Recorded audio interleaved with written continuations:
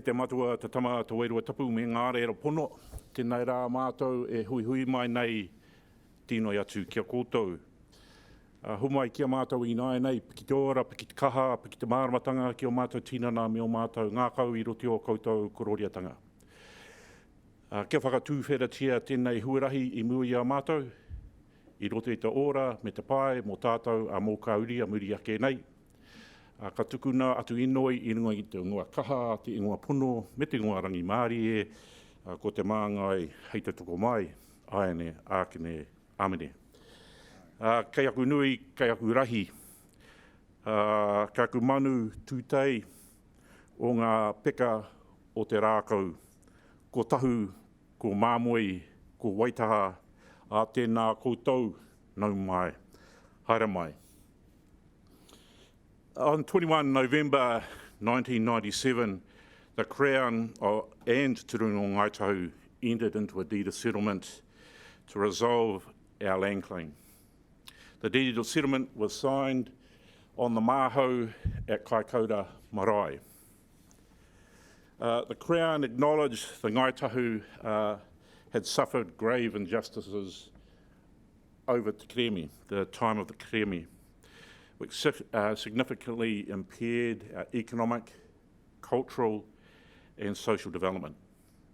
This deed of settlement recorded the matters required to give effect to our land settlement for some of our historical claims. 11 months later, the signing of the deed, the Ngāi Tahu Settlement Act, came into force on 1 October 1998. The purpose of the Act for Parliament was for Parliament to give effect to the arrangements set out in our deed of settlement some 11 months before. Contained in both agreements, the deed of settlement and the Act, was the Crown's apology to Ngāi Tahu. Now let me turn to the Crown's apology, the drafting of which was led by my brother Te Maire. On 29 November 1998, the Prime Minister came to Ōnuku Marae and stood on the Māhu, that was Jenny Shipley, and stood on the Māhu at Ōnuku and apologised to us, Ngāi Tahu. A fitting place indeed for the Prime Minister to apologise to Ngāi Tahu, given the Queen's representatives and Ngāi Tahu signed Te Tiriti o Waitangi in the harbour in the 1940s. From my memory of the day, that was the day of the apology. It was a day of drama to begin with, as some of our speakers here will remember. It was a day of tears, prestige, jubilation and relief. Relief in the sense that an intergenerational burden had been lifted from our shoulders on that day. The Crown's apologies for their sins, and the Crown, apologised for their sins to us, and Ngāi Tahu accepted their apology, and so ended an intergenerational fight for Te Kerēme, for justice and her close companion, honour, or indeed did it? That's one of the questions we pose for you today. In summary, 24 years ago to this day, on 29 November 1998, the Crown apologised to Ngāi Tahu at Ōnuku. Tēnei te mihi kia koe e Ōnuku, Eric. This month, 25 years ago, is the anniversary when we signed our deed of settlement at Kaikoura. Tēnei te mihi kia katikuri. It is therefore fitting that we make use of this day and this month to launch a series of 10 lecture series commencing early next year.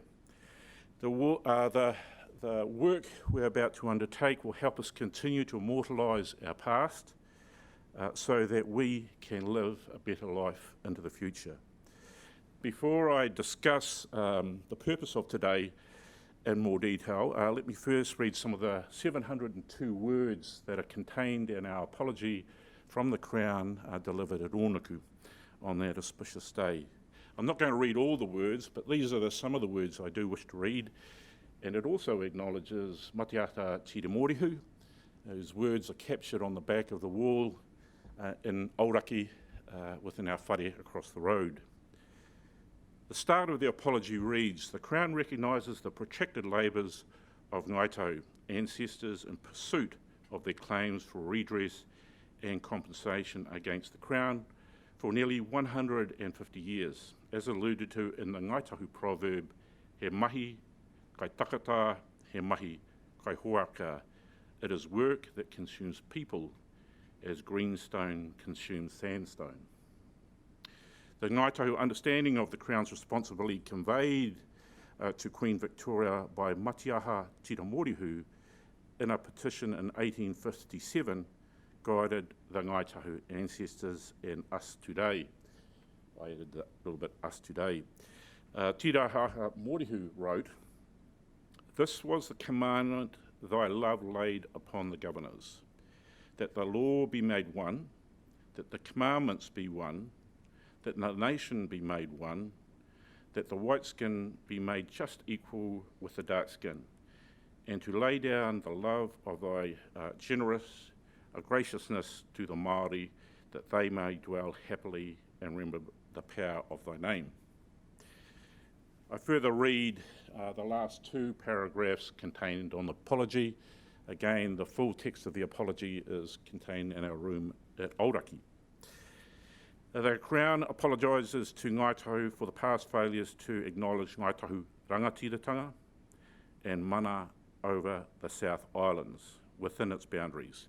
And in fulfilment of its treaty obligations, the Crown recognises Ngāi Tahu as tangata whenua of, as holding rangatiratanga within the takiwā of Ngāi Tahu whānui. The final paragraph reads, accordingly, the Crown seeks on behalf of all New Zealanders to atone for these acknowledged injustices, so far as that is now possible, and with the historical grievance finally settled as matters set out in this deed of settlement, signed on 21 November 1997, to begin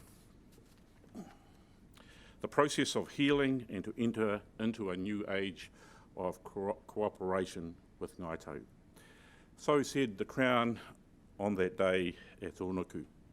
So what is the purpose of today and the forthcoming lecture series?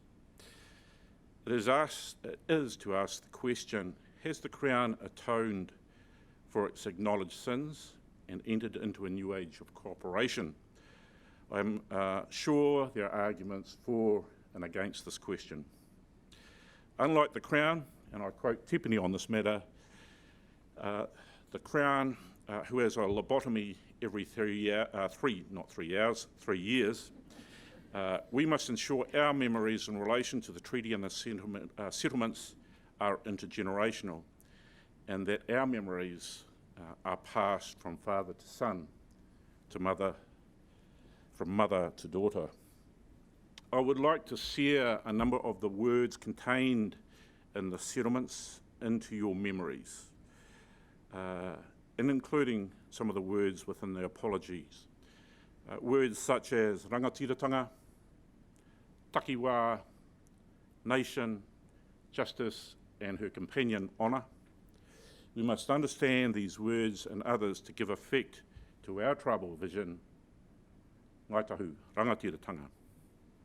And finally, to hear from the speakers before you today, so that they might encourage and motivate you to protect and advance our Ngāi Tahu vision, our Ngāi Tahu rights, our Ngāi Tahu interests, whether you work for Ngāi Tahu, whether you're Ngāi Tahu leaders, or in some way how we motivate you in your own small way. Today we have before you 4 key speakers who will launch the lecture series and talk about the insights of the settlement, 3 different settlements. Those speakers are Te Tipene Regan, Edward Ellison, David Higgins, and Martin Fisher. We will conclude with Martin Fisher giving a heads up on the lecture series that will begin next year. At the end of these speakers, we will be taking question and answers from the audience, as well as live stream questions. And I understand there's a chat function, so if you can submit your online functions, I will then ask the four speakers. Let me now turn to Tipene O'Regan, our first speaker of the day. I'm not too sure when I first met Stephen. I can't remember if it was at a trust board meeting, but I think it was when Tipene came and stayed with us when we were kids at our family home in Tuahiwi. He impressed us when we first met him at our home because he gave us three boys a hungi when he came into the whare. And of course, we went on to have a relationship with my two brothers and Tipene over the course of time, whether that's fishing, history, or rights and interests, or indeed negotiations. Tipene, for some of you that are not aware, was the chair of Ngāi Tahu Māori Trust Board, chief negotiator for the Ngāi Tahu claim, and founding chair of Ngāi Tahu Holdings Corporation after we completed the settlement mandate. He is also the upo for Te Rau Aroha. Tēnā koe, Tipene, hara mai.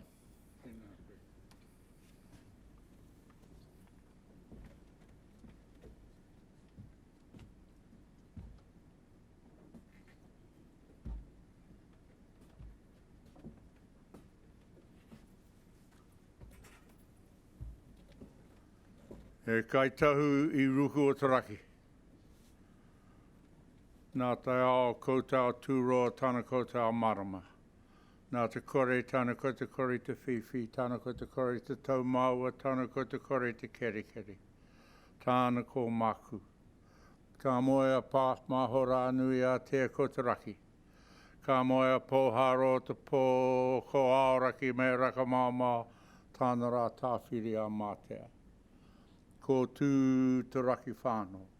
Uiriki te maha nui ki a Māui, ko te takata a tihei Maudiora. Ki a koe raki ihia. Ki a koe mo te karakia whakapai a tātou mahi o tēnei rā. E raro o tātou maru o tātou whare mo te rā. I have no notes because I can't read them. It's very simple. And if I don't recognise you, please, because your face looks like an alleged offender on television, but would you please just tell me who you are, if I haven't already spotted who you are by some other devious device that an octogenarian uses as survival tricks. I use the term Ngāi Tahu I ruku o te raki because it's an old call. It says Ngāi Tahu, born of the heavens. And the karakia that I quoted on standing is derived from, is Matiaha's photo still up there? Well, the face that greeted you on the screens as you came in here today is Matiaha Tere Morehu. And he was a refugee from Canterbury when he moved to his later life as a further refugee to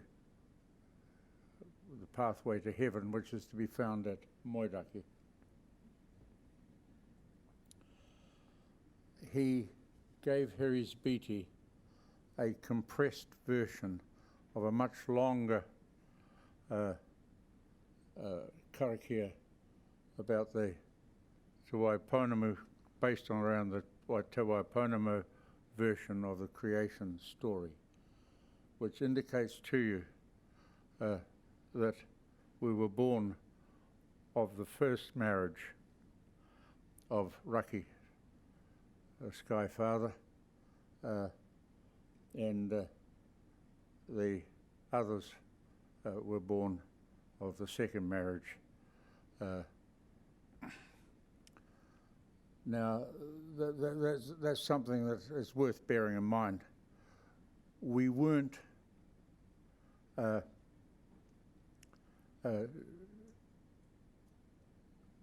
born in the usual sense from that marriage. This island claimed us as we moved into it. This land changed us as a people as we came out of Hawke's Bay.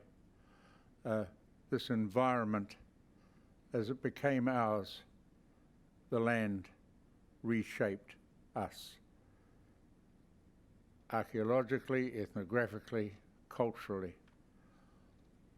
And that's why one of the first things that we had to deal with when we decided to concentrate on bringing the claim to a treaty-based conclusion was we had to really start to redevelop our own culture. And the amazing thing is that we were able to do it.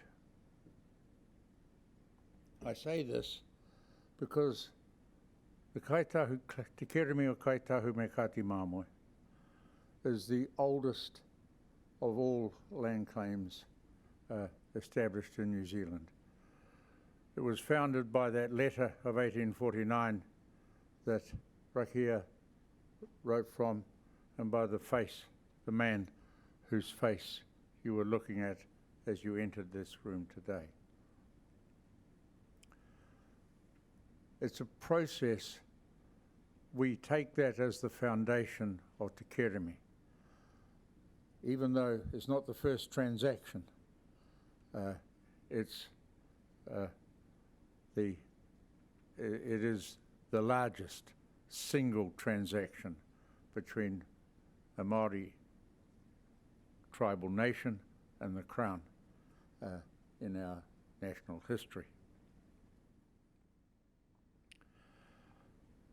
Now, the reason I'm talking about this is to stress upon you the fact that at settlement in 1998, the claim was 7 generations old.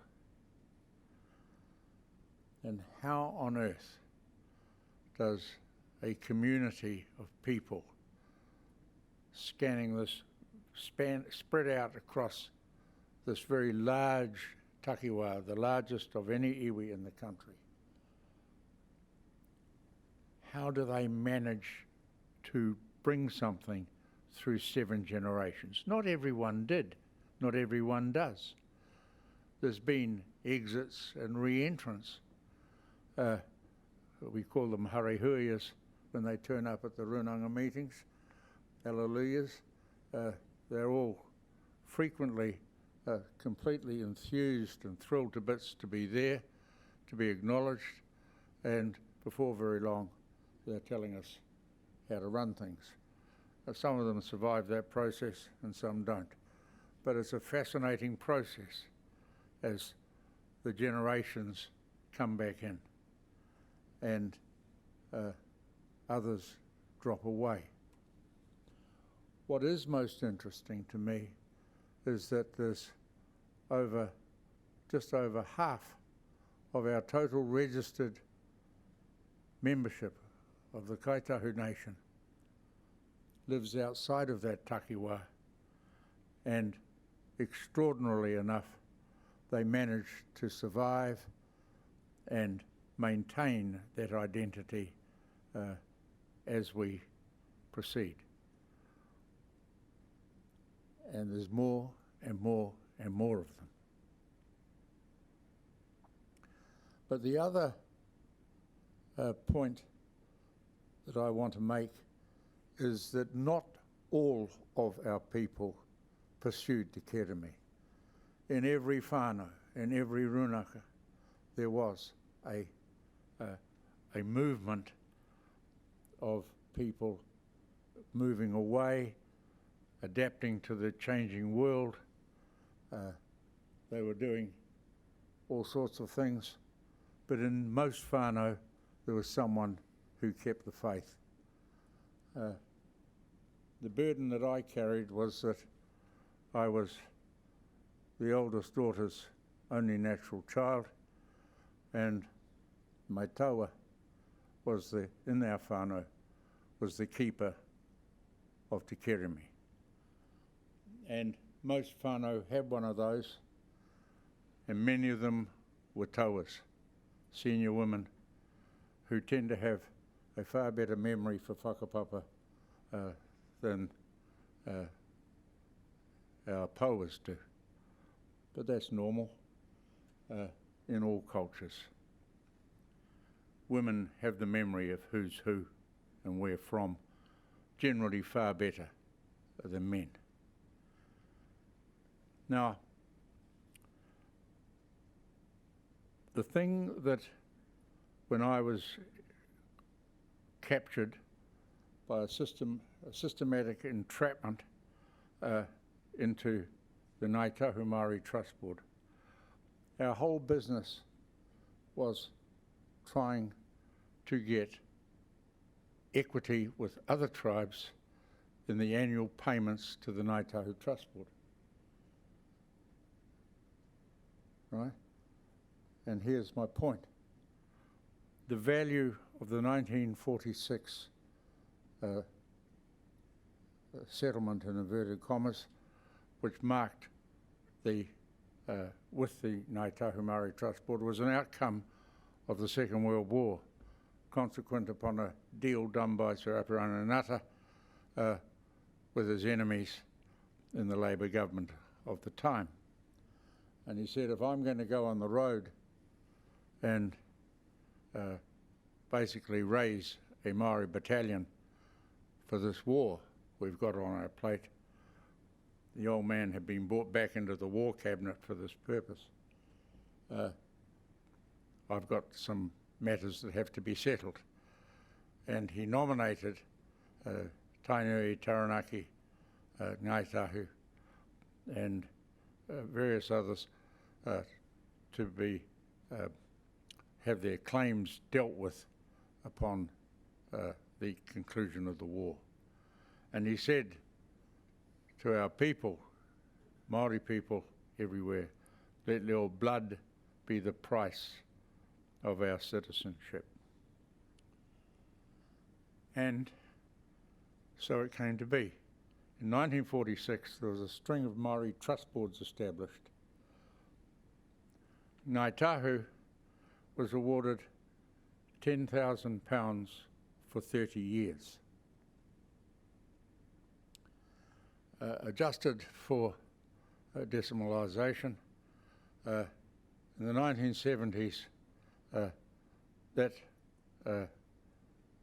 as we came up on 1976, we were actively trying to get that pegged to the consumer price index, because we had no compensation for inflation. And the value of that sum in 1976 was by inflation had come to $1,432. That's what $20,000 1946 was worth at the end of the 30 years. I tell you that because the amazing thing is that between 1953, when the Ngāi Tahu Māori Trust Board was functionally bankrupt, and 1976, we were we were the owners of a considerable estate, largely thanks to decisions that were made of what we called the 1/3, 2/3 rule. We invested 2/3 and every year, and we distributed 1/3. Now, all of this is information that's available to you, but I wanted to make the point here that the headlines in the Labour Party newspaper, disinherited by inflation, are not funny. They weren't a joke. The figures I've just quoted to you was that $20,000 1946 was worth $1,432 in 1976. And it was against that tide of inflation and policy and control that we built the situation, the springboard from which we were able to take the actions we did when we drove and organised the political process by which we had a critical hand in, by which Michael Hirschfeld, the junior vice president of the Labour Party, stood up at a Labour Party conference and said, moved a motion from the terrorist branch of the Labour Party that the manifesto should contain bringing the Waitangi Tribunal, giving it a jurisdiction right back to 1840, to the day of the treaty. That was our own political action, and Hirschfeld deserves to be remembered as one of the great triggers in the process that we'll be discussing. He died young, but a remarkable human being. And when we compile that book, The Friends of Ngāi Tahu, Michael Hirschfeld, the son of a Jewish refugee, needs to be remembered just as much as some of those tauas and poas whom we put into Tangata Ngāi Tahu. Volume 2 is with the printers. And the first volume, incidentally, is the most reprinted book in New Zealand, on New Zealand history, that has yet appeared. It's now eclipsed Keith Sinclair's Story of New Zealand, and I think it's up there with Michael King's History of New Zealand. Now, that having been said, we went into a process which was arduous and difficult, and we had little resource. What has always amazed me is that when we came to the Ngāi Tahu Trust Board role, was that we were litigating sea fisheries in the courts at the same time as we were running the tribunal process, which started out in 1986, after we filed in 1986.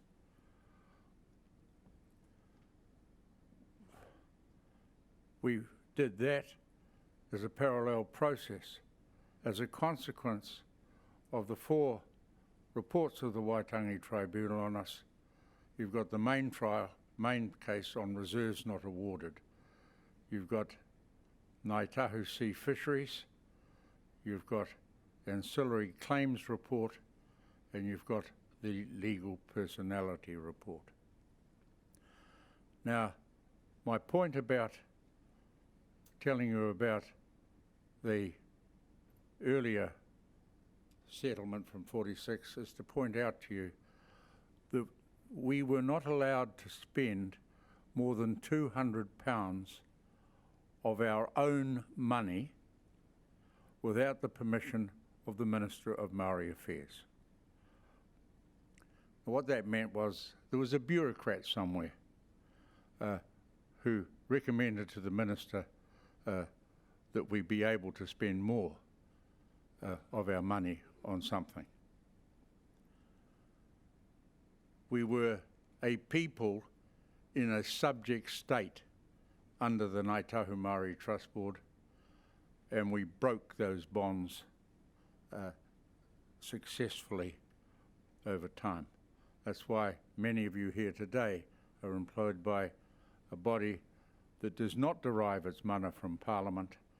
It derives it only from the recognition of Ngāi Tahu Rangatiratanga by Parliament.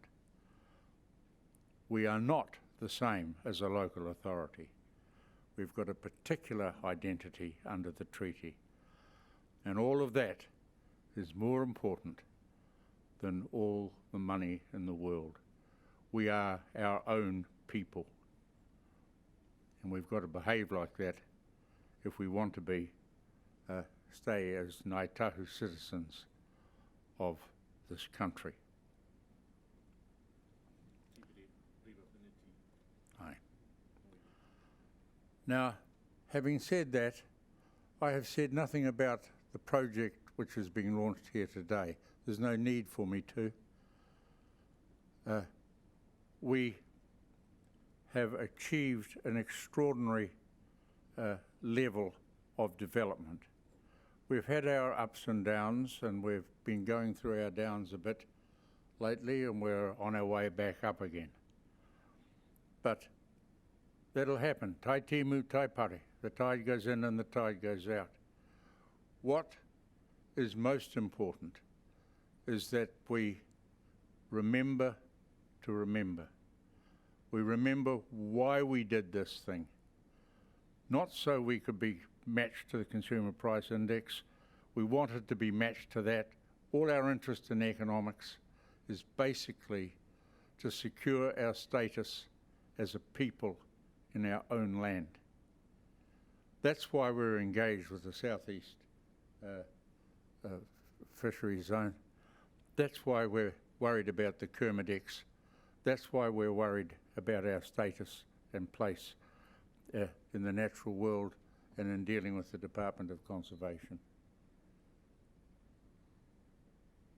We wish to be a people in our own right, the custodians of our own memory, and the controllers of our participation in this society. We are Ngāi Tahu New Zealanders, and I'll leave the question of whether we're going to be Aotearoans or New Tyrrhenians or some other device aside. It doesn't matter.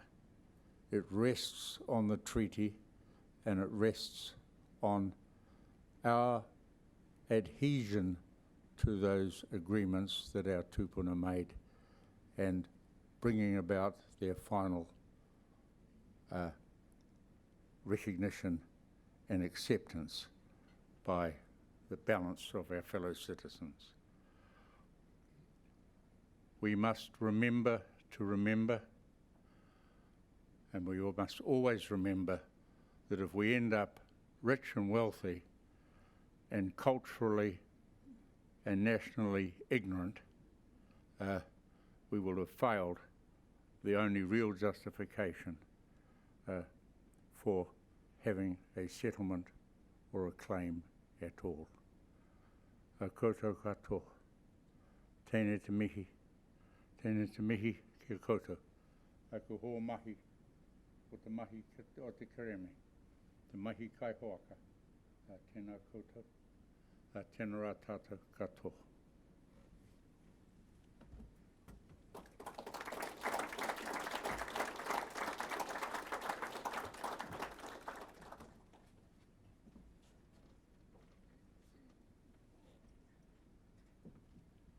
Tēnā koe tipene. Our next speaker is Edward Allison, who hails from Ōtākau. And like many of our three speakers here today, I know them not only through their own deeds, but the deeds of their ancestors. And in the instance of Edward, through his ancestor Tairoa, who was with us here in Waitaha in the 1830s and played an important role in the dynamics of that time, not only here in Waitaha, but the Banks Peninsula and further south. I began to know Edward a number of years ago when he took me and my brother Maru to his cockle bed in Otago Harbour. Those were apparently the biggest cockles you could find in the harbour, and of course when my brother and I are out there in the harbour, we triangulated the cockle bed. That means we got the landmarkers and honed in on it. And I still remember 2 of the 4 landmarkers. So I got a general line of sight where that cockle bed still remains. Edward has been the Deputy Chair of Te Runga o Ngāi Tahu. He is the upoko or elected as the upoko for his hapu at Otago. And Edward has held a number of iwi leadership roles within Ngāi Tahu. A lot of those, and many of those, within the environmental area, including conservation. Nō reira, tēnā koe, Edward, nau mai, hara mai.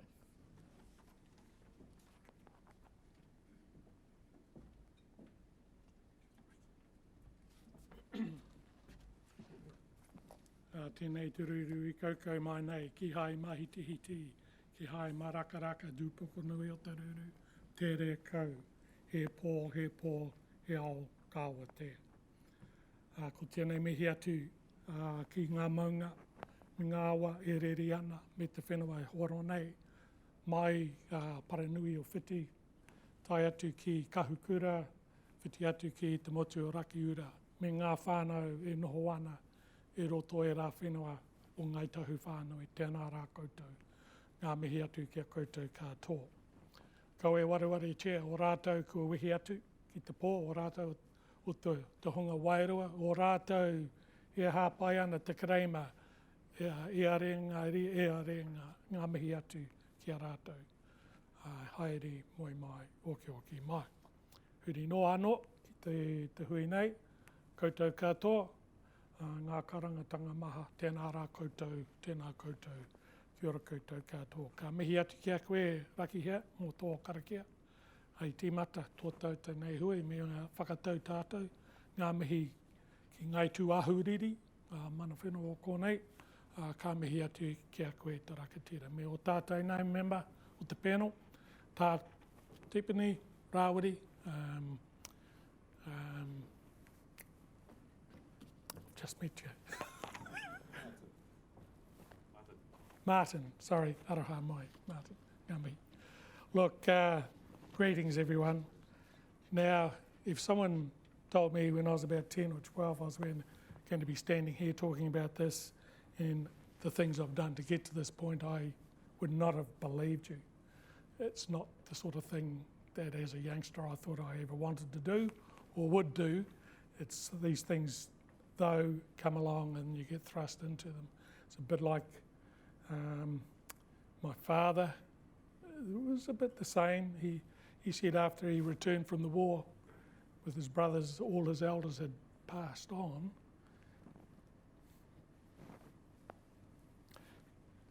And it was a challenge for them to pick up the reins and carry forward. He used to talk about issues like Princess Street, the tents, the Otago petition. I was brought up in the house, the homestead, Te Waiponamu, that overlooked the Otago Harbour. And there was a room there called the Jimmy Room. I came to realise that's a Ngāi Tahu slang for tapu. Some of you may have heard of the word Jimmy, but you didn't go into the Jimmy Room or you ran past it because it was spooky. But that's where all the pictures were, and the karakia used to be done to Dad and Dad's day when he was a youngster, where the people would visit. So the house was full of history, and memories. Many people lived there. We slept on the veranda all year round as kids because the generations before suffered from TB, and they believed you need to have fresh air. And so we slept outside, and we loved it because you could see the ships. We knew every fishing boat by name. If it was at night, you knew it because where the light was on the mast or the sound of the motor. You didn't need to see it, just the sound of it. You knew who the boat was, and we knew the skippers. Not that we knew them, but we're a fishing family and used to hear them talking about who ran that boat. And it was just a great existence. And the last thing I would have thought at that age that I wanted to go and talk to people or do big things like this. It was not my thing. And I don't think it was my father's either. But these events occur and you have to do these things. His father, Tiwi Here Here, was probably following in the footsteps of his father, who built the whare Te Waipounamu in 1878, Raniera.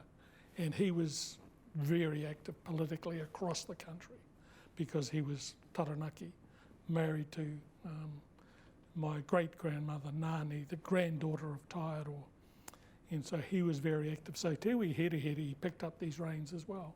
But I think probably, I just sensed there was a reluctance there. It's not the thing that they would have thought they would end up doing now. I'm just going to read a quote from Hori Kerei's Taiaroa's diary that he wrote in 1870, just to sort of emphasise what I think. It's not an uncommon feeling to feel, hey, these jobs are too big for us, perhaps. He built this house, and I didn't know this. This material's only come to surface. Just across the paddock from our house, Te Waipounamu, Hori Kerē Taiaroa built this house. And he called it Whakatuputupu. And he explains in a diary in 1870 why he called it Whakatuputupu. I've lost my glasses somewhere.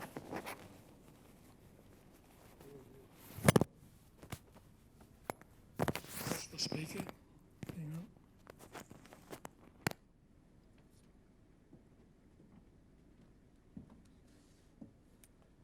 I might need someone to fix this.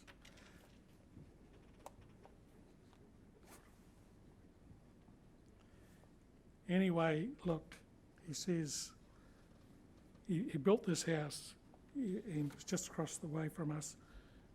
It wasn't there. I never saw it. When I was a youngster, I used to walk that way to school if the weather was fine, across the paddocks.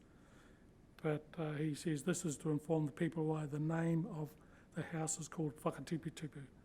This is under the old people have passed, including. You just use the LinkedIn one. Oh, that's right. That's good. Thanks. Just jump in and leave that.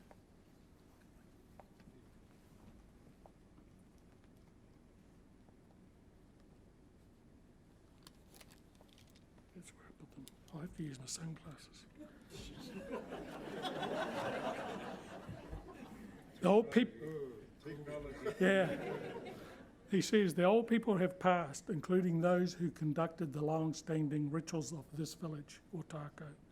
They have passed, as have their significant reasoning, their work, and more. The older brothers and sisters have passed, and my mother and father too. I am the only one left. My father did not pass on all that was needed before his death. Now, I was amazed when I read that. This is what Hori Kerē Taiaroa was saying in 1870.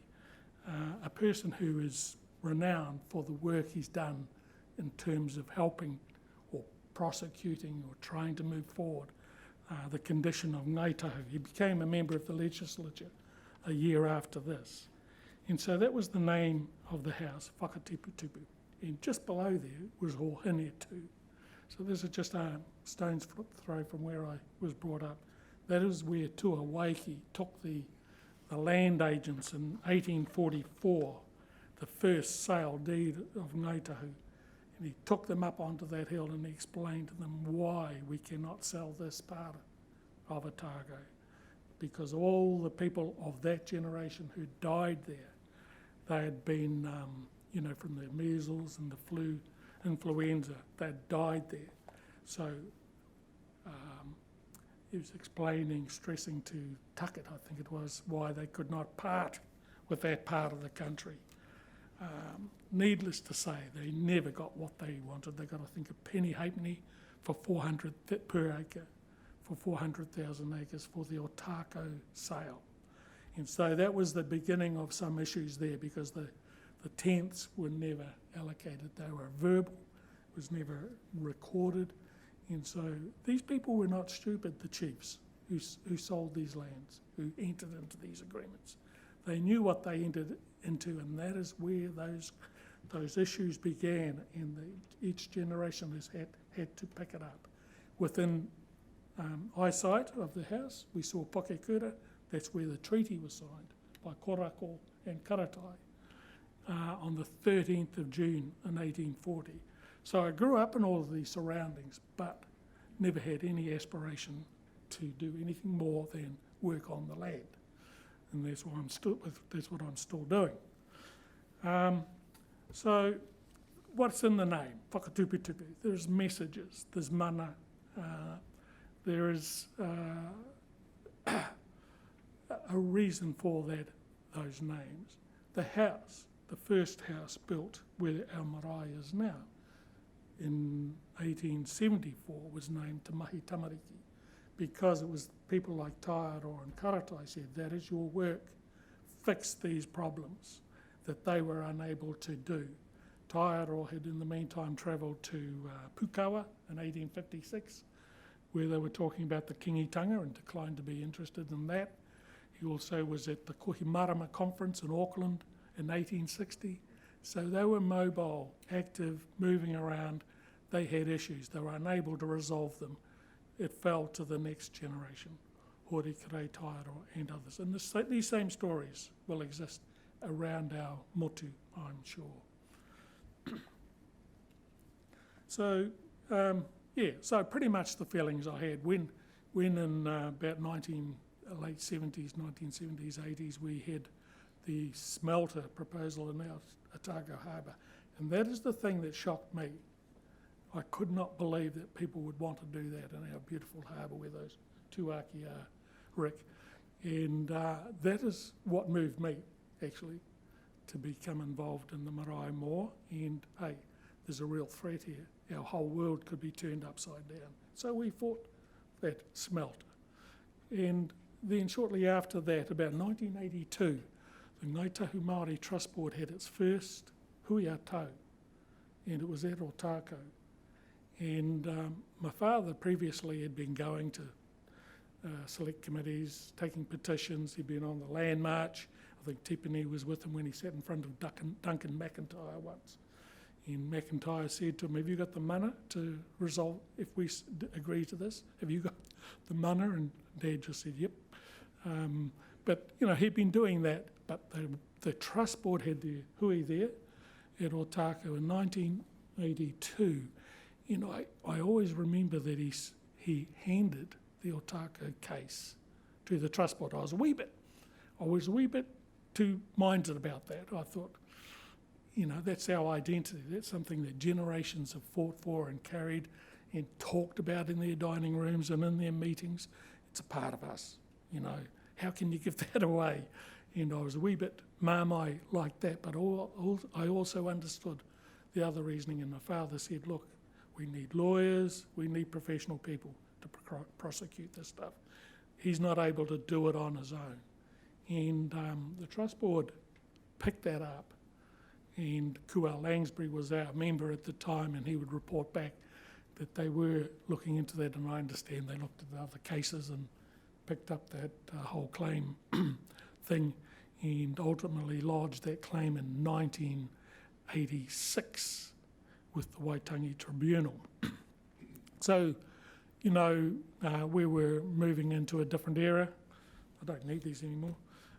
We're moving to a different era in terms of treaty jurisprudence, because really largely post-war Māori moving into the cities, issues arising, dissatisfaction over things. There was the Bastion Point issue, there was the Land March, there was the Auckland Technical Institute, fracas, and all those sort of things, the Kaituna issue, pollution, Motunui case in Taranaki. Iwi were standing up for their rights and protesting. And then the Waitangi Tribunal was formed, and then it was, its right to hear cases back to 1840 occurred. Not sure what particular year that was, but that was probably the most significant thing, I think. 1984.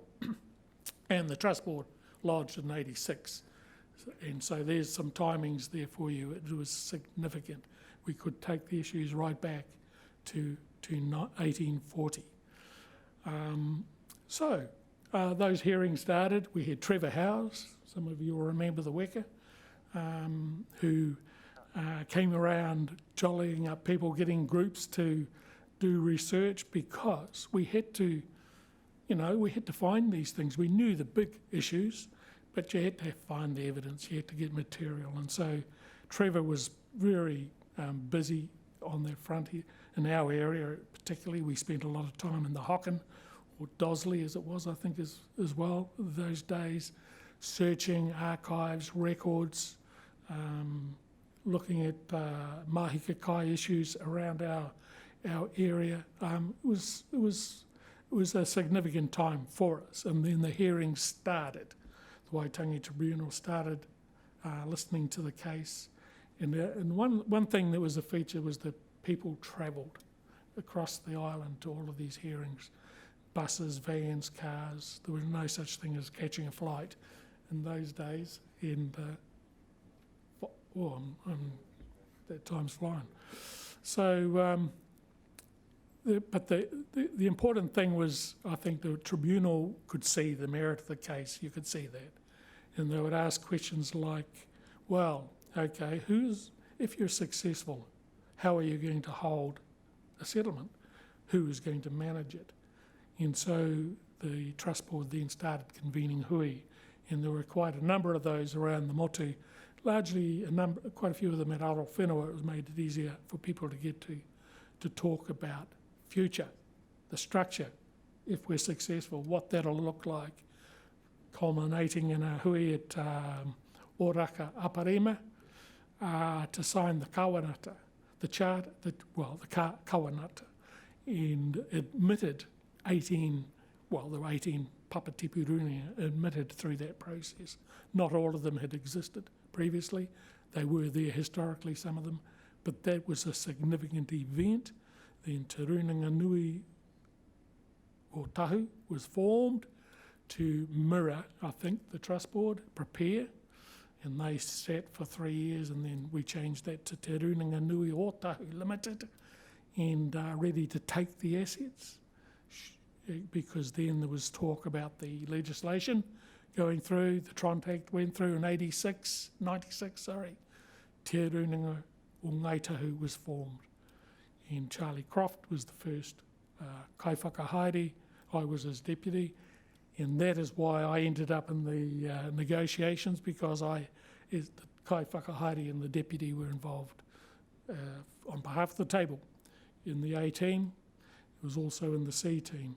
The actual negotiations, the issue arose of the fiscal envelope.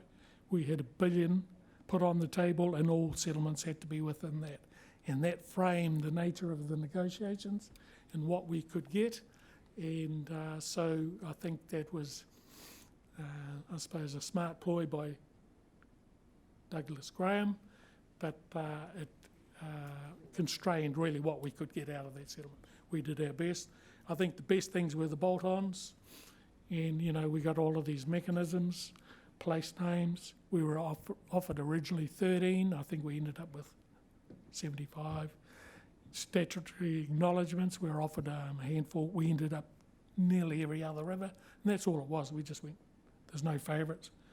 The idea was to build a template, framework, to get these things embedded and allow ourselves to grow from them.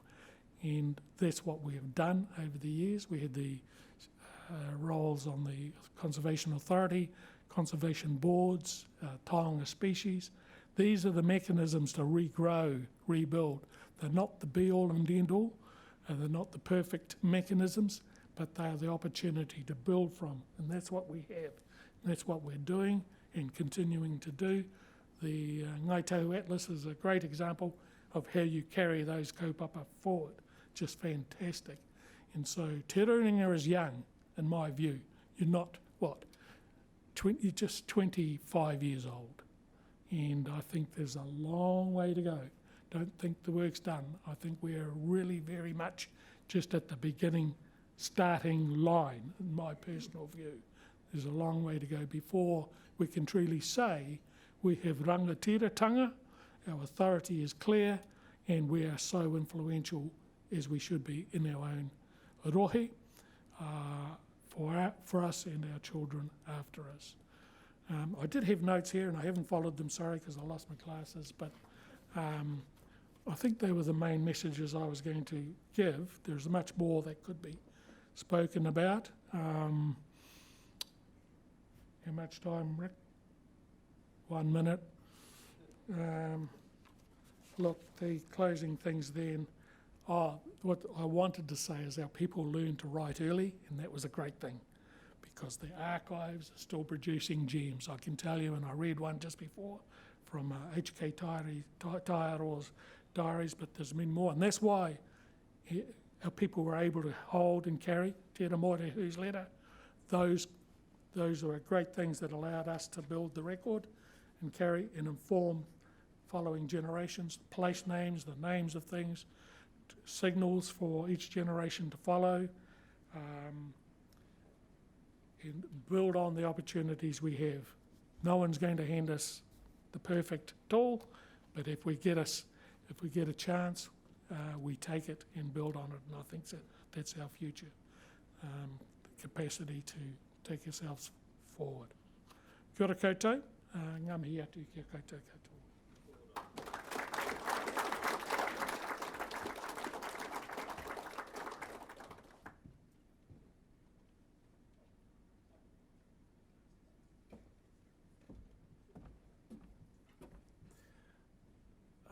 Kia ora, Edward. Look, you raised several salient points during your kōrero. One about your tupuna not having enough time to hand over the knowledge, and certainly this is part of this hui today.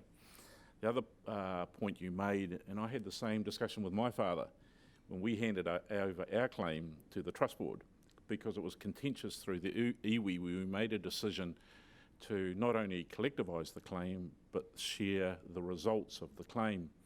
I remember I was in the lounge with my dad when actually we were in the office, and he said that they were going to pull our claim in, and like you, I didn't necessarily agree with Dad, because if we did that, then we'd have to share what we settled. Nevertheless, I think we were wrong and they were right, and that's the position we've landed in today. So again, wise counsel and leadership from those people that we respect. Our third speaker, David Higgins. Now, the thing about David, he's a fisherman, and when we were children, we would have all our rich relations from Bluff come up to Dad and visit Dad on a whole bunch of things. He was a mutton birder, so we had our relations down in Bluff, and it struck me that they were rich, these fishermen, because they always turned up with an Australian or an American muscle car every second or first year, whether that was a Monaro or what have you, which I ended up buying one myself. So that's a reflection of David. And for many of you that know David, he loves his muscle cars, and he's got a 150F sitting out the back there, and has had many great cars over his time.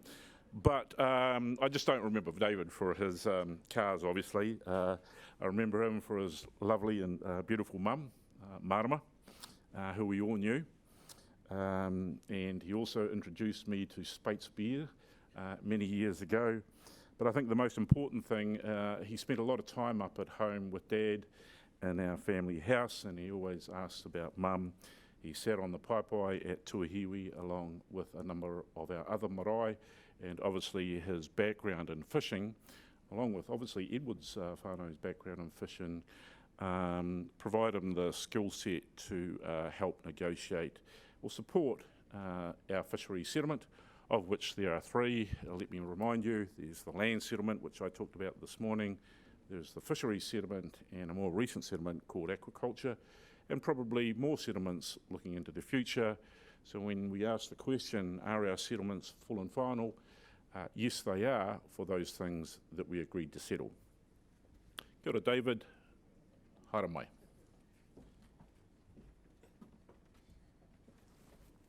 Kia ora, mate. Kia ora tātou, ka huhi mai tātou katoa, tēnā koutou. E oku whanuk, tēnā koutou, ka mihi kia koutou.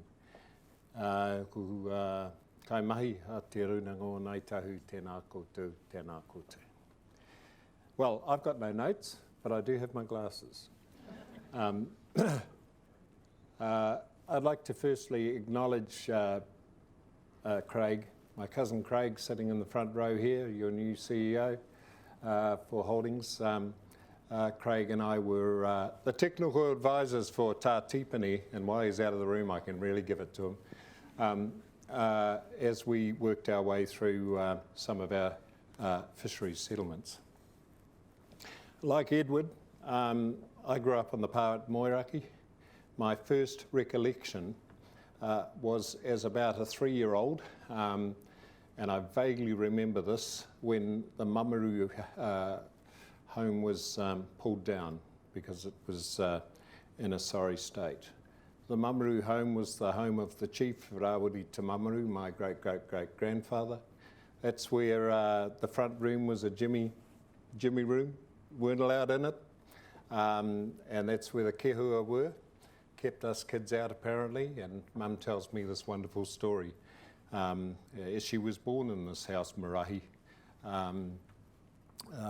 of being unable to ever go into that lounge.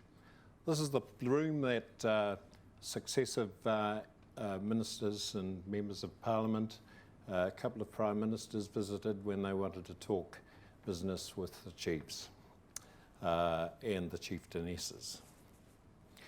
That was my first recollection of living at Moeraki. My second one was I had a real interest in going fishing with my paua. And the only place I could find to manage to hide on our fishing boat was up in the bow, lying on the koia rope, as my grandfather pulled crayfish pots by hand. And the reason why I had to go fishing, my mother was the principal at Moeraki School, and she would just completely refuse to teach me. So I was better off going fishing with my paua. And that's where I learnt my basic seamanship skills over many years. And as Craig knows, it kept us in fine form as we developed our own fishing company, my brother and I, which we no longer sadly have. I've still got a boat. It sits on the lawn at home. It never goes fishing unless Matapura wants to go out. But the sea is not far away from my first love. Fisheries were so important to us in the early days of both the Trust Board and Te Runanga. And in some ways, our assets that we were able to receive, albeit annually, from the then Te Uhu Kaimoana, the Māori Fisheries Commission, in some way, in some shape or form, kept the tribe afloat financially. We did receive the support, of course, from the Yamada Corporation from Japan, and that wonderful man was a wonderful benefactor for our people. I well remember Sid Ashton contacting each of the Trust Board members at the time that the banks had decided that they were no longer going to finance us as an iwi. And that was a shock to all of us as Trust Board members. We didn't know exactly how we were going to manage that situation, but fortunately Yamada-san came to the party and supported us in those early days to manage our financial arrangements to where we are today. I remember well our cousin Bill Solomon saying once, when they started Whale Watch, or we started Whale Watch, no one would talk to him. None of the financiers would talk to him. None of the bank managers would talk to him. After a couple of years and a few burnt buses, all of a sudden everyone was knocking on Bill's door, wanting to do business. So I guess it's very ironic. The fisheries claim was really important for our people, as I said before. The fact that a lot of our families are fishermen and fisherwomen and fishers of fish. I was tasked by Tipini and the Trust Board to collect and collate as much traditional evidence as I could from our whānau who were fishers. I was very fortunate to have a grandfather who was well known around the island as a fisherman and as a cousin. And again, Craig will well remember Uncle Rani and his early days in trying to coerce our families into joining a company that was soon to be Otako Fisheries. I gathered that information with the assistance of many families who reluctantly in the past had not been keen to share some of that traditional knowledge. And every time I gathered further information, I'd report back to Tipini and the Trust Board, and for some reason, Tipini would say, go further out, get further out to sea. We needed to get over the horizon. The problem with trying to get over the horizon is that you can't see the land any longer, and the land was the trick. It was the one thing that actually held us close to the coast because of the marks books that we had and we shared. And I still have many copies of family marks books today that traditionally are so important. The triangulation of marks for fishing grounds was so desperately important for our claim and our settlement, eventual settlement. I don't regret the many nights we received phone calls very late at night. The first question was, are you awake? The second was, I want you to talk to Alison. I need to know some information. This is 1 o'clock in the morning sort of stuff. Yes, Tipini, what did you require? We want to know how much fish Ngāi Tahu fishers could catch in a year. What percentage of the TACC across all species is it possible for our fishers to catch? Craig and I actually put our heads together and we come up with 10%, was it, Craig? 10%. And that was the 10% of the pre-settlement assets we managed to secure for the tribe, albeit through the Treaty of Waitangi Fisheries Commission at the time, that maintained our ability to stay afloat. From then we moved on to debates over the allocation process of those different treaty-based tonnages of quota, and this is where it got really messy, because we had to deal with tribes from the North Island. One of them happened to be my father's tribe, who were demanding a fair chunk of our quota that existed off our coastline. And that was really hard work. We spent many years debating the issues over mana whenua, mana moana, and the importance of having your own fish in your own backyard. But unfortunately, in the end, we lost out and we had to share much of our quota, particularly our deep water species, with our northern brethren. I was just relating a story to Tipene earlier today about a certain gentleman a lot of you guys and girls will know as Shane Jones. Shane Jones, the late Shane Jones. Shane Jones was at one time the chair of Te Oho Kaimoana, and I remember hosting the commission at some of our plants, our fishing plants down south. And we arrived at Bluff, of all places, and we're at the Bluff factory, and the girls and guys there were filleting some fish. And Shane looked really hard at these fish, and then he looked at me, and then he looked at the fish, and then he looked at me, and he said, "What sort of fish are they?" And I said, "Hoki. The majority of your tonnage of quota that you hold on our behalf is hoki. You should know that, Shane." He never answered me. I've never had an answer to this day. Unfortunately, as time has gone on, we've managed to fish our quota as best we can through various means.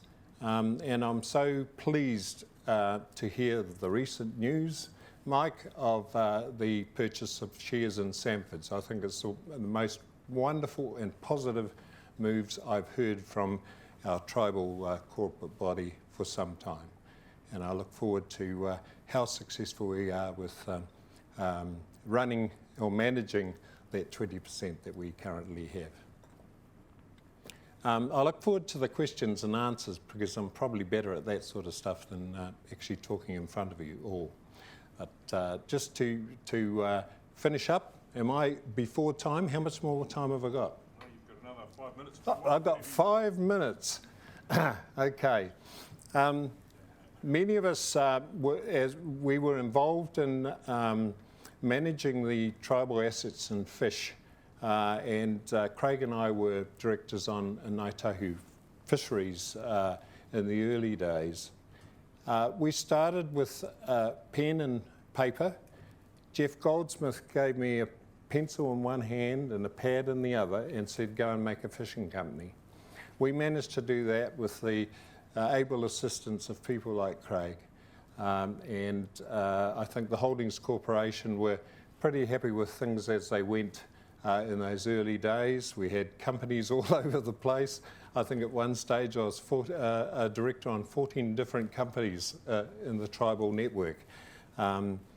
So we managed as best we could until allocation of some of our quota from the Commission. I strongly recommend that the fishing company and continue with this wonderful asset that we've managed to secure on your behalf. As I say, many of our families were fishers. And when we did the count up during the claim proceedings, a huge majority of southern fishers happened to be Ngāi Tahu. And we should be very justly proud of that, because today that hasn't changed. They're still the leaders in this industry. Nō reira, tēnā koutou, see I can finish on time. Tēnā koutou, ka hui hui mai tātou katoa.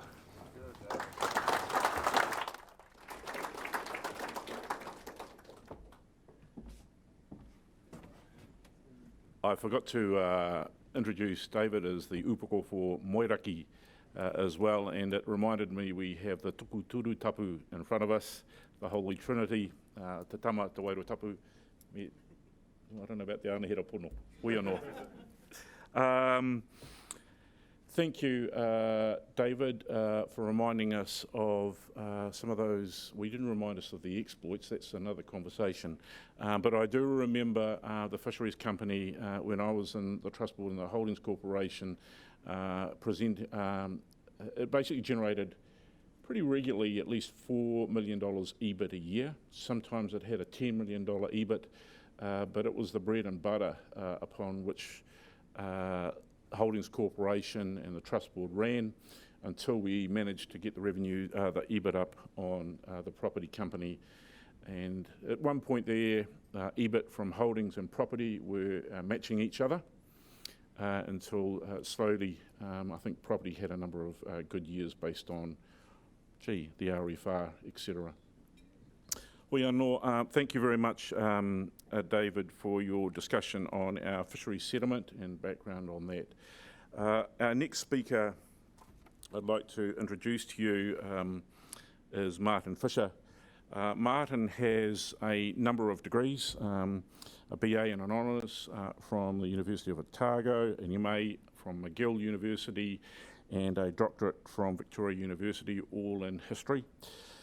He's worked on treaty matters for a number of organisations, including the Tribunal, Crown Forest Rental Trust, and is currently I think a lecturer at the Ngāi Tahu Research Centre since 2014. One of the great things he's done is written a book called A Long Time Coming, and that's a book or a story on Ngāi Tahu's settlement negotiations with the Crown. And I do recommend, if you're interested or got nothing to do over Christmas, because you're all going to be locked up at home, to read his book. And just turning back to Edward, I did mention he made a number of salient points. And one of the salient points that is topical at this moment is obviously around disease, around our affected communities. And you mentioned about TB, influenza, and other such things, and those diseases also affected our communities, not only in Canterbury but all around Te Waiponamu. Hoi anō, Martin Fisher, nau mai.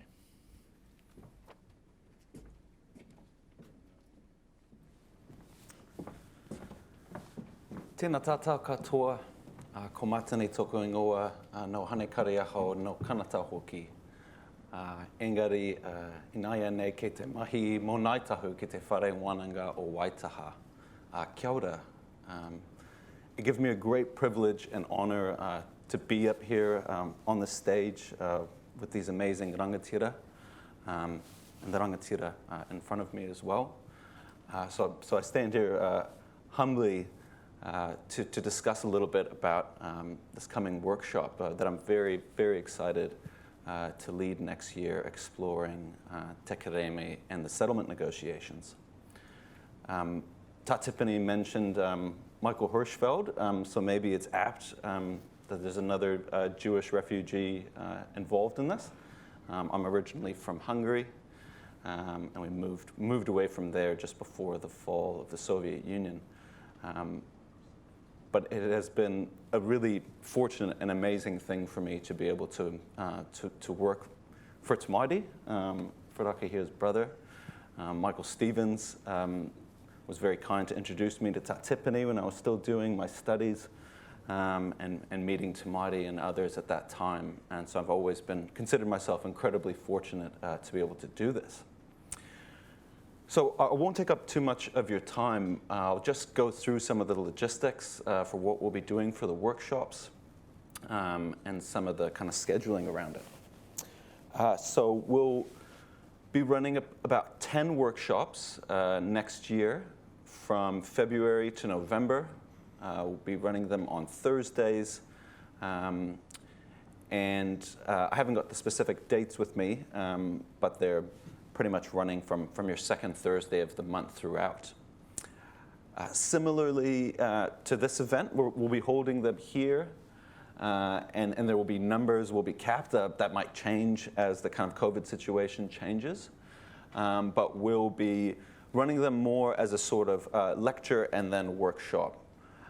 So what we'll basically be doing is I'll be running probably about half of them myself, and speakers still to be announced as well from within Ngāi Tahu. And we'll basically have about a 45-minute lecture. We'll have about a half an hour for questions, and then we'll kind of be in these small groups similarly to where we are right now, and do about 45 minutes of discussion within those groups. really exciting to be able to live stream those as well. And we'll be having, obviously, people involved on the ground here, able to take questions during the actual live stream. And then even for the people who are going to be logging on from afar, you'd also be able to have workshop discussions. So it's quite exciting to be able to use the technology, I mean, essentially that we've been forced into in the last couple of years, but it's a benefit also to those who aren't here right now, who can't be here. Now, in terms of the actual material themselves, I was very excited when Rakahia and Natasha approached me about this earlier this year. You know, it was the Crown that always used to have the shortest institutional memory because of the constant turnover. So it's always a challenge for us to maintain the history of Te Kerēme, of the claim, as well as the 7-generation struggle and the negotiations and settlement which has followed. So while it hasn't been completely nailed down, that will be the general kind of theme. We're going to look at some of the history, explore the context of the signing of Te Tiriti, and the promises that were made there, touching on Te Kerēme, the 10 land purchases, the restrictions on access to mahinga kai, and into that 7-generation struggle. We'll also look at the Waitangi Tribunal hearings, which have been discussed a fair bit today. Most people don't recognize, as Tatipani pointed out, there are 4 tribunal reports related to Ngāi Tahu claims. So it's important for us to understand what the tribunal found in Ngāi Tahu's favor, but also where it didn't find in Ngāi Tahu's favor. It's very important for the negotiations that followed. We'll be looking at those negotiations, specific focus on rangatiratanga, the establishment of our takiwa, as Rakahia has mentioned before. That's going to be a kind of key aspect, I think, as Rakahia has mentioned to me before, that the purpose of some of these is to really try and spark a passion for, things that are still necessary in the future. Full and final is only full and final until we have it. And I'm a historian, I'm not a lawyer, so I never really believed in the idea of full and final, because it's the people that decide that, and it's time that will show that. So those are some of the sort of topics that we'll be covering throughout the workshop, and then into the post-settlement era. Hope to have some guest speakers to really inspire you, and to find those things that we still have to battle in the future. Certainly the water claim is one that's most topical. Certainly my boss has been very strongly involved in that, Tamaiti, in the freshwater claim. So that's just some of the different aspects that we'll be looking at. I'm very excited to be a part of this and very humbled to be here, and I look forward to seeing you next year. Kia ora.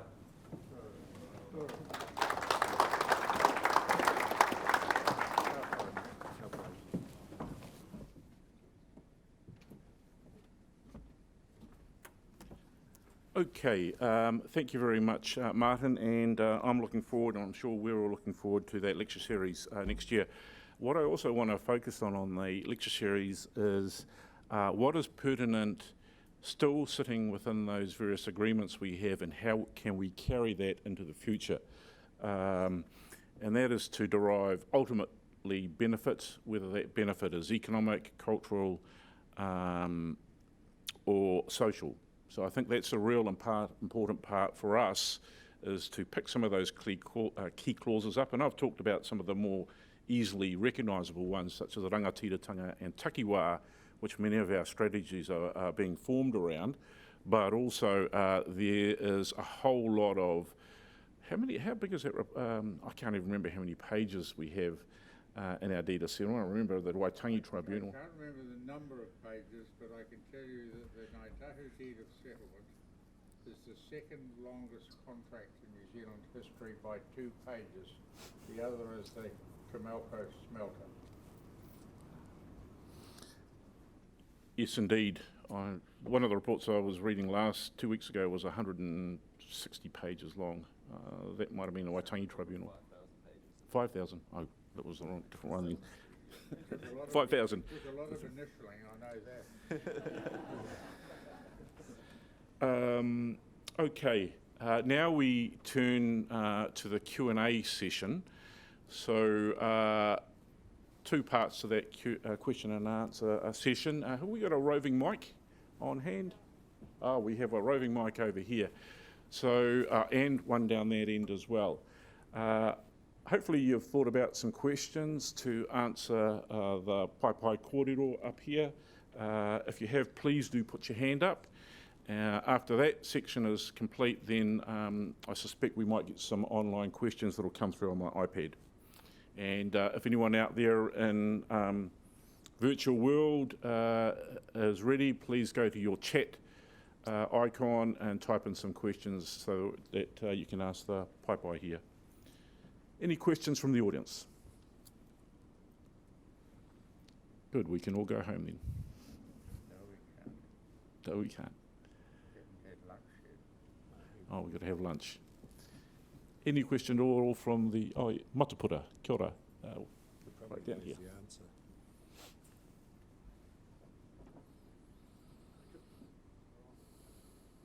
Gonna sing a song, mate?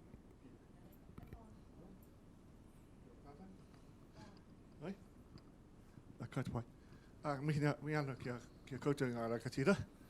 I think it's wonderful stories traversing that part of our lives where so many important things happened for our people. Culmination of all those years of frustration and despair, but at the same time, hope still held on by those our old people. And you were all three of you, you were part of that team who helped to bring a voice to those concerns and aspirations. Just a pātai for you, during the lead up to the claim settlement, there was a number of what became quite serious challenges to our process, and one that comes to mind was the Waitaha Management Group, and that kōrero which enveloped the Waitaha Management Group, and the I guess the nuances around that. How did you come to deal with that? Sorry, I'm having imperfect in my articulation of the question, but I think you know what I'm talking about. We're just getting mic'd up here.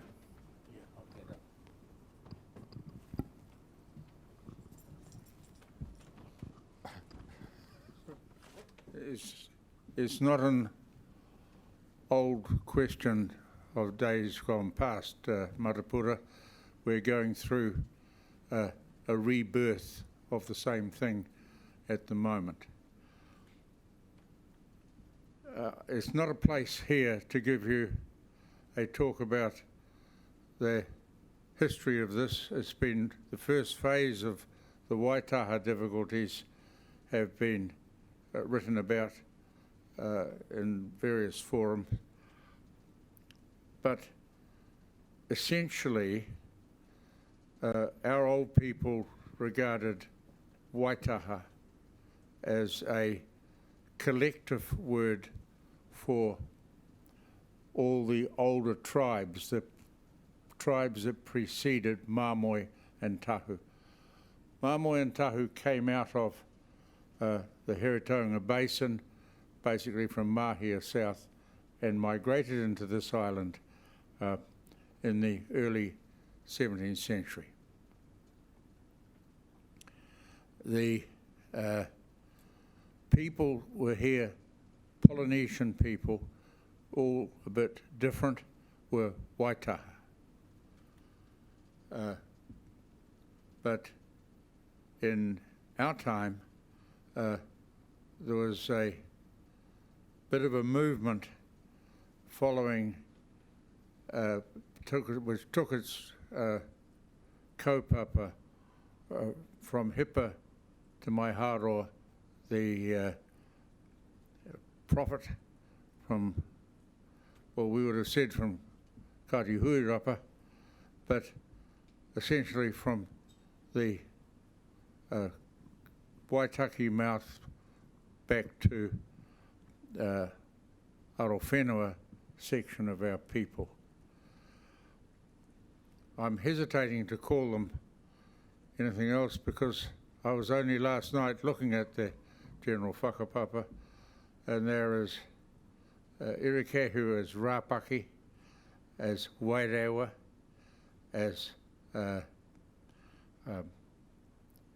just about every section of our tribe. They are not unique. They claim most of their lands through two haitara interests, and they were leading one of them, Te Pare, was a significant person because he led the team that was responsible for our final assumption of control by conquest onto Taipotini, the west coast. Now, the reason I'm saying that is because it is a continual struggle or battle, and we had a very difficult time. A man called Peter Ruka from Pewhairangi, the Bay of Islands, found himself at the Christchurch Teachers College, where he was befriended and dealt with a man called Brailsford. They lined up with Rangi Te Maiharoa, whose older brother, Uncle Tim, was the, at that early stage before David's poa, the upoko at Moiraki.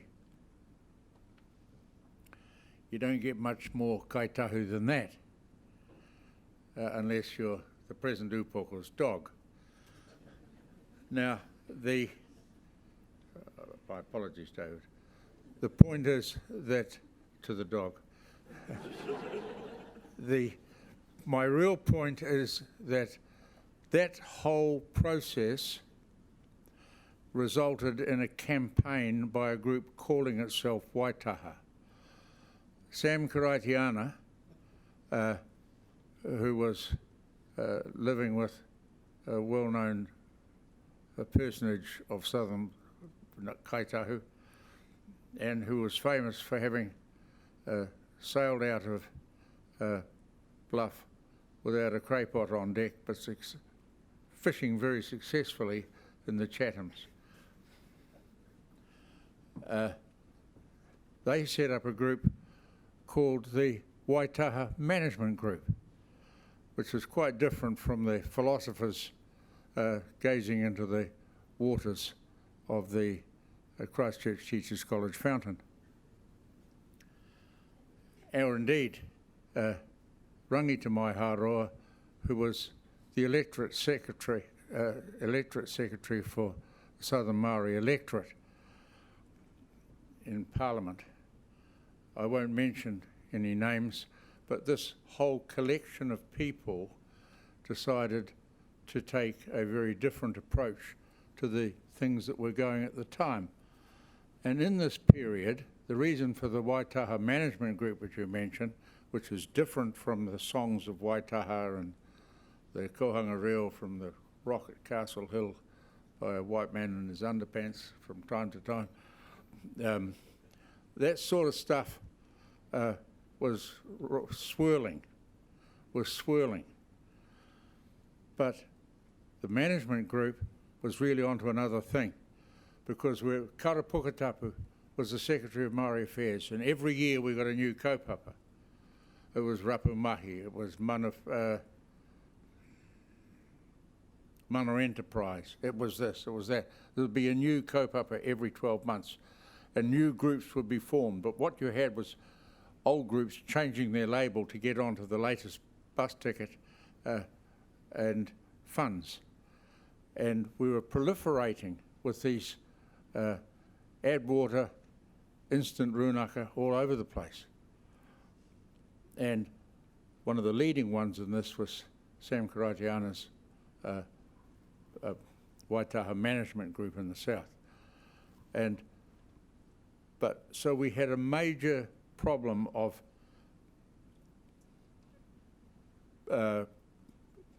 quite unsoundly based nonsense, and some of this appeared before the Waitangi Tribunal. It was very, very complex.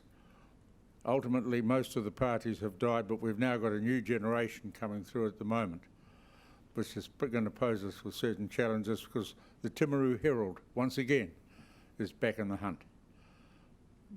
So you do need to understand the actual nature of traditional history to see what they're plugging into. But I can assure you they've got a whakapapa which is as riddled with māmoe and tahu, much more than it is anything to do with the whakapapa that Tāre Te Mai Haroa dictated to Maud Goodenough Hayter, who put in a little book which Rangi Te Mai Haroa came before the Waitangi Tribunal with and gave as clear evidence of the truth of what he was saying. And when that happened, there's nothing wrong with the book, but when that happened, the old fellas on the tribunal, Monita Delamere and the others, they wiped it. And we're going to have to do the same.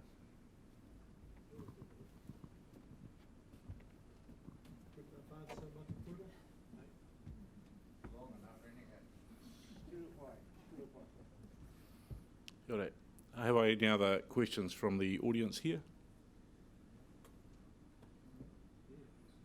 Tita Pai. Gee, I've got a lot of questions coming through. Hold on.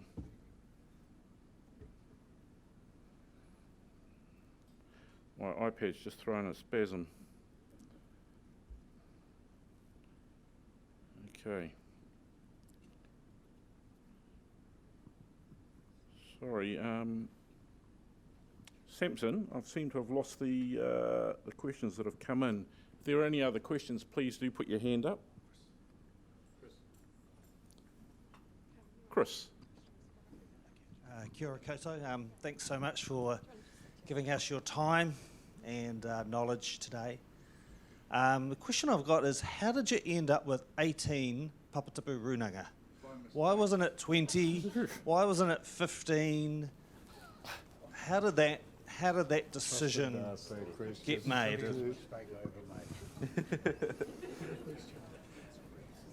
When people ask me, do you have any regrets, it is choosing an even number. It gives rise to the most troublesome stalemates. I'll say no more about the personalities of that question. But there are two, the majority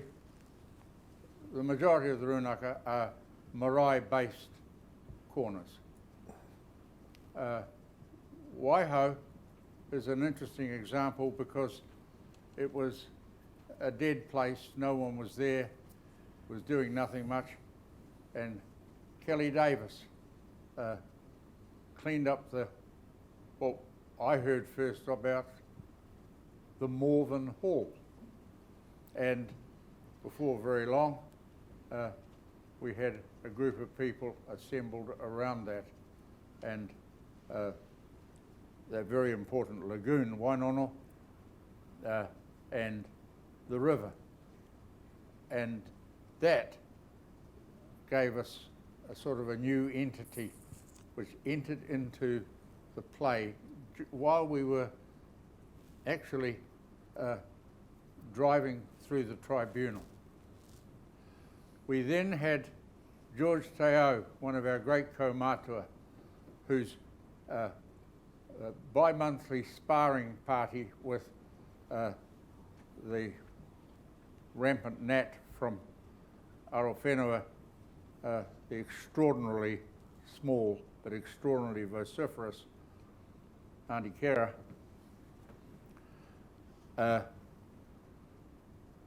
Frida Daphne Brown, but she was known as Kera because her blind taua, who she was with when she was a mokopuna in the Ruapuka Island School, used to say, "Kihera, Kihera, Kihera, where are you?" I know the feeling. And she became Kera from that. But she was an extraordinary woman, and she was a very powerful force in our membership, and she used to have a regular spat with, because at the beginning of a hui, George Tahu would stand up and say, "The Morihiku bus will depart at a denominated time." And that would start a scrap. And the two of them would spar for the whole time, to the great amusement of the assembled multitude. And George Tahu was the driving force behind the development of the meeting house of the marae at Waihopai. So Waihopai came into the play, but it was a brand new Papatipu.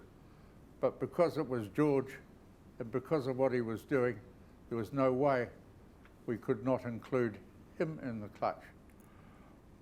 Hokanui was a bit the same. Started with a little group at McNabb, founded by the lady partner, a very distinguished descendant from Te Hawaii, who was Sam Karaitiana, he with shortage of clay pots. She set this up at McNabb, and anyhow, that moved itself into becoming Hokanui. And they were so active, they were doing a whole lot of stuff that was very valuable, and in the climate of the time, they were allowed in. Where did we get the term Papatipu from? Well, the thing I mentioned before of Karapukatapu, when the Secretary of Māori Affairs, every year having a brand new program with a new label, and all these different runanga of this or runanga of that coming up, and the number of applications to the Lottery Board from groups calling themselves Te Awhina something or other was innumerable. It was extraordinary. And they'd disappear, having picked up what they could from the Lottery Board, having picked up what they could get from Māori Affairs. They would be something else with a new name next year. But they were the same people. There was a whole spasm of this stuff. And Bob Whaitiri, our kaumatua from Awarua, was incensed about it. And he called them the add water instant runanga. He said he wanted to define absolutely that Ngāi Tahu, because we had several of these on our own patch, one of them here in Christchurch, run by, I won't mention your relation, Rakia. But these groups became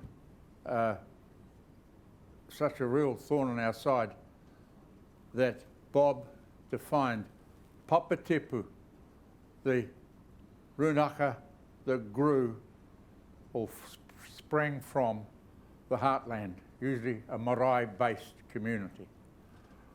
And we evolved that term to distinguish itself from all the other flowers in the bludger's garden. That's broadly speaking how it happened. But the silliest thing was not having an odd number. It's simple, I know, but it's something to remember and something I hope to te runanga o Ngāi Tahu and the new kahui kaumātua will grapple with, and we do something again about all our people living outside of the rohe and give them some proper representation. Tēnā tātou. What I might do now, before, I think our timing is at 1 o'clock, is take on a few questions through the live chat, and I'll direct this one at yourself, Edward. For those of you involved in settlement, is Ngāi Tahu today what you envisaged it would be become post-settlement?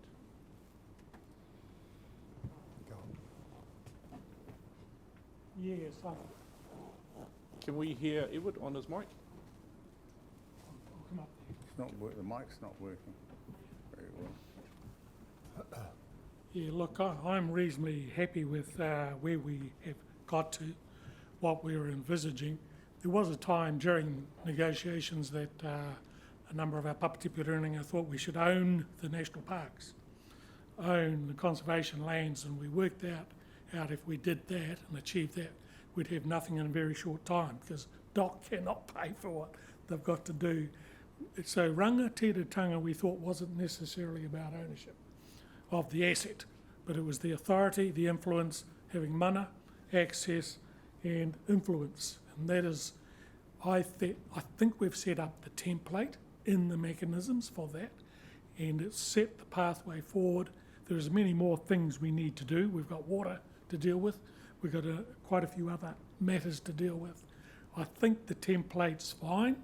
It didn't achieve all what we thought we might seek or want, but I think that's fine. We're going forward. Well, what else? The question I think, just to delve briefly back into the Papatipu thing, I think there's work to do there among Papatipu. I think that there can be more division than unity at times, and I agree with Tiffany. The greatest thing I thought we achieved was unifying, but it wasn't unifying to be all in Christchurch, but it was unifying so the tide rises across the island. So there's many challenges to achieve that outcome, huge going forward, but we've got plenty of time forever. Thanks. Kia ora. And we've got memory going the other way. Kia ora, David. A question for you. Generations post-settlement, what are your aspirations for Ngāi Tahu? What can us rakatahi start doing now to get there? In their history. Kia ora. Rick, I think it's hugely important as we manage our way through passing on this knowledge that some of us retain, that our young people learn from the experience of wānaka, where they may be held from time to time. I have around my neck today, Te Ara Mōrehu. This carving was made for me particularly, and wherever I go I carry this on very important occasions like today. I just want to say to all our rakatahi, tamariki a mukupuna, that it is so important for our young ones to go home to where they belong, or at least find out where they belong. And once they do that, I encourage everyone to take part in those particular wānaka where they learn from experience as well as from the knowledge that we can pass on, our generation can pass on. Yeah, that's about all I've got to say on that issue. Thank you, mate. Okay, I have one question I'll deal with myself. If I can find it, there's quite a few just scrolling through in here. Today there is no room or tolerance for racism. Do any of you recall facing overt racism during Te Kerēme? Well, the answer on behalf of all of these gentlemen here is yes, there was racism. Is there tolerance? Well, it still goes on. We do deal with it on a daily basis. A good marker for me, and I suspect yourself, Tipene, was the Wander at Will clause on our high country station. Why was that imposed? When it wasn't, it might have been imposed on one or two other farms, but since then that Wander at Will provision hasn't been imposed. Why would you do it? We paid for those farms, for example, and I think some of us, you might not call it overt racism, but you have to wonder why there's a different treatment for other parties when we look at the agreements they might have and the agreements that we have.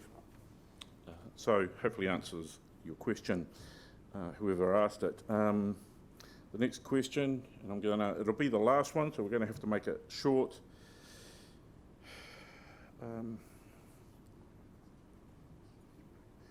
Okay, here's a good one.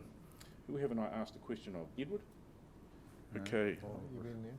With all three. All three, okay.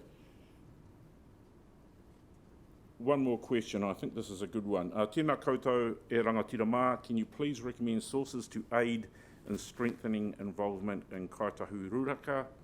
I think as the head of Te Pai Kōrako, Tipene, it's something you might want to briefly state, and then we can wrap up thereafter.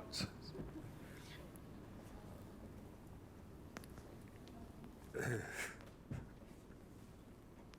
briefly. There's much to do, but I would say that Te Pai Kōrako's mission is really pretty simple, is to make sure we have a rigorous attention to orderly debate and understanding with the best level of understanding we can bring with evidence to our history, and to continually polishing the rear view mirror as we move forward.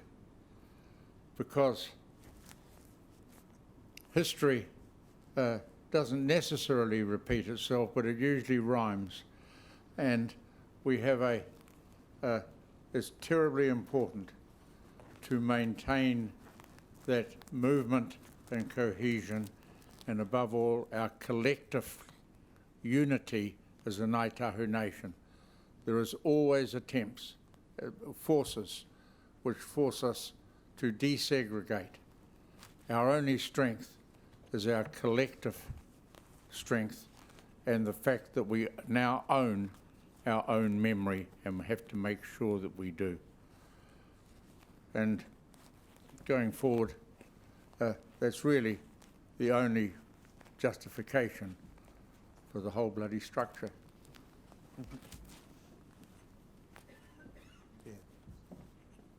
Well, kua tamai te wā ki te whakakapi tō tātai nau hui. Hui anō tēnei te mihi kia koutou ngā upoko mō koutou whakaro, moi kua pota. Nō reira, tēnei te mihi. Look, it's a privilege to have Pai Kōrero here today, and they've covered a number of elements, and in particular I wish to acknowledge Edward's mihi to those who have passed away and those who are with us today. And indeed, we were to have one other speaker here with us today. He could not make it, but we do wish that speaker all the best. In addition to that, there are many others that I wish to acknowledge that played a role in settlement, who are obviously alive today, but who have passed away, and you've referred to those as well, both from the distant past, but more recently as well, whether that's Kera, etc. Look, to conclude our hui today, I'd like to not only thank our upoko, Pai Kōrero here today, but also those of you that took a keen interest to attend, and I'm sure the many are still online. A number of questions, sorry, I have not had the time to be able to respond to. What I'd like to do before we finish and conclude is just to, we have a couple of koha here for each of you. I'll provide those to you, and then we will finish. Keeping it. I'm going to make this quick.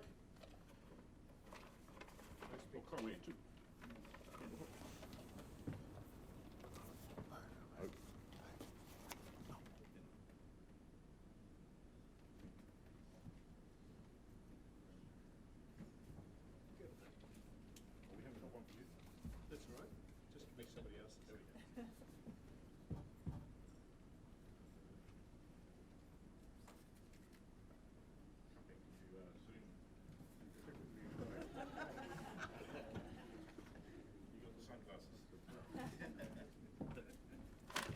You got the sunglasses.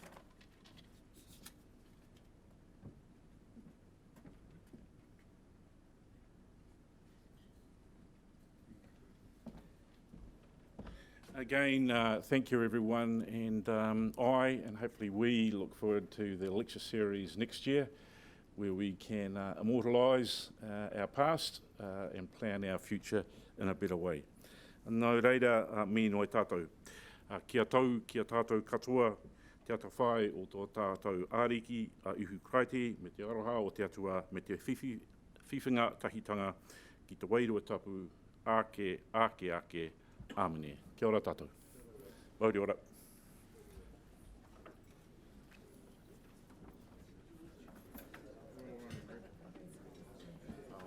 Not much humour, but anyway.